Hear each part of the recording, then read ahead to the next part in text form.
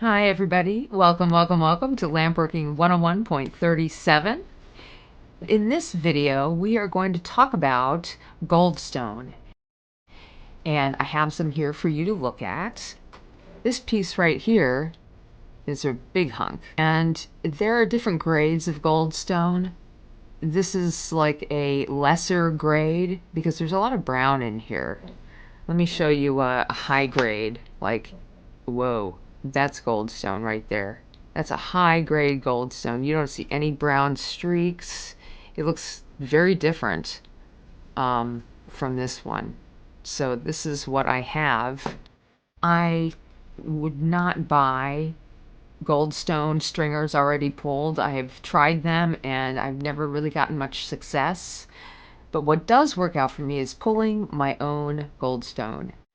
And I have some of this already crushed up, of course, like a cooking show. I've already got some crushed up in this bag right here. So I'm going to pull some of this out. I could put a few of these in my annealer if I want to. If you have a hot plate, put some little pieces, no bigger than this, on your hot plate, okay? This might even be a little big. It might pop off in the flame a bit, but this is something that you could start out with.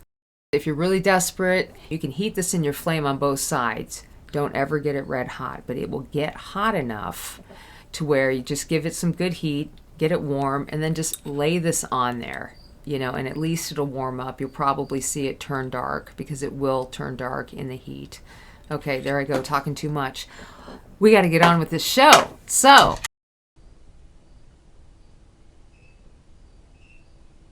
thanks so much for watching. I really appreciate every one of you, and you know that because I say it every time.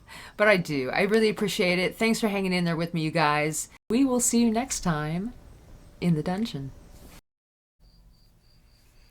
All right, everybody, get your extra rods together. You need 2 stainless steel rods for this. I have one that's a little bit bigger that I use for pulling large stringers, and that's one I'm going to start out with. But before I can pick up my Goldstone, which is sitting at 1,000 degrees in my oven on a little hot plate, I need to make a little punty on the end. So I wrap a little bit of clear on the end, and then I'll spend a moment to point it up because I don't want a lot of clear on the end of the punty. I just want to press that right into the Goldstone, and then I'm coming out with it right from the annealer here. And you can see I am gently way out there in the heat. Just barely. Now I've sped it up because it takes so much time. You have to continuously keep this moving, or you'll start getting like weird spots. Like if you're not using like a really good grade Goldstone, you'll start seeing like bubbles or like a rash appear in the flame. And you don't want that to happen. So to avoid that, heat as gently as you can. Just really take your time heating this up. That's all I can tell you. Then you're going to roll it out when you're ready. Start shaping it into a small kind of a little stump, because what we need to do is add some clear on top of this before we pull it out.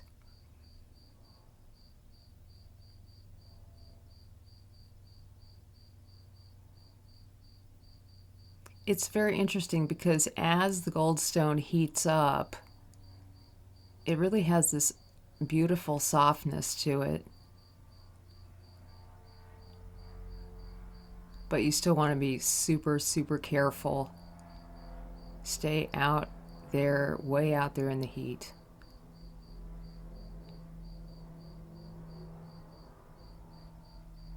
Okay, so I've got this into kind of a long plug. Now I'm going to start to just get a really good amount of clear on the end, enough to go from the top to the bottom. And I'll just go all the way around that bit of Goldstone.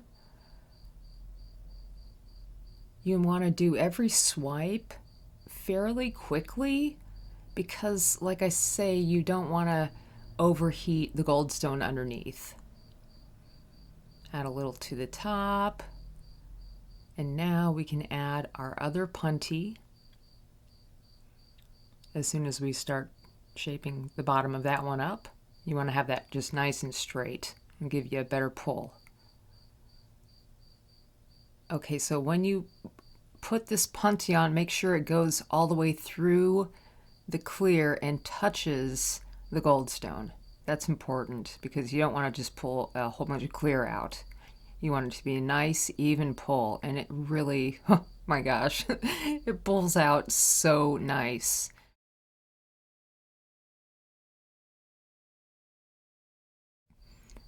There's so much more than I thought there was. So I had some really nice pieces, and you want to make sure that you cut these. You don't want to break these with your fingers.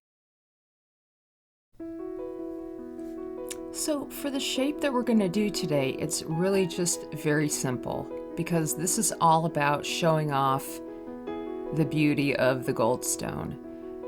So I decided to make, using just a black, like a cone, a conical shape, a cunicular shape. No, it's just a cone.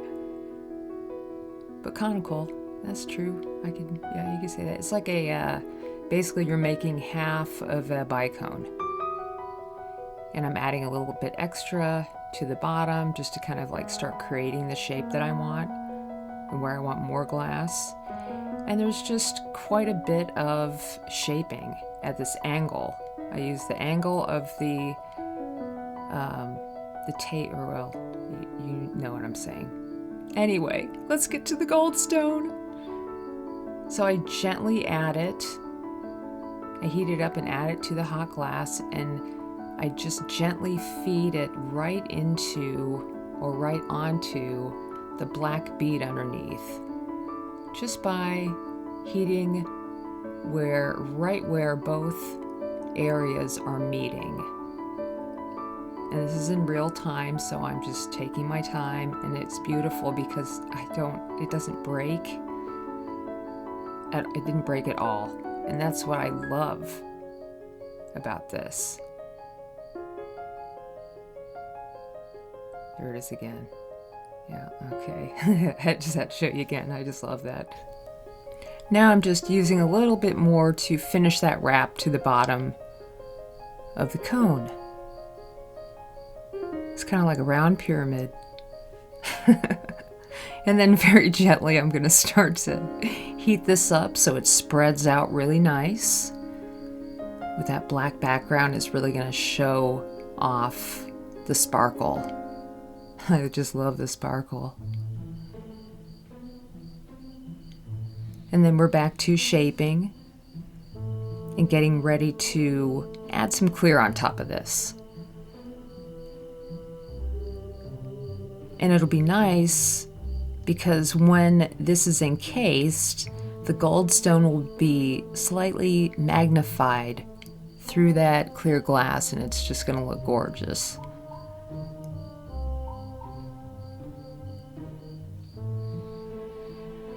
And try not to be too slow when you do your swipes. You want to make sure that hot glass is swiped down without overheating what's underneath.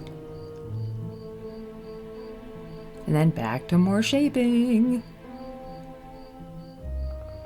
Almost done. It's all about the shape. You got to maintain the shape the whole time. Unless you make it round and then press it and shape it or whatnot. I'm always using that edge of my marver. I love the top marver. And then a nice little bit more shaping there. It's really that angle. Using that marver for the angle really helps.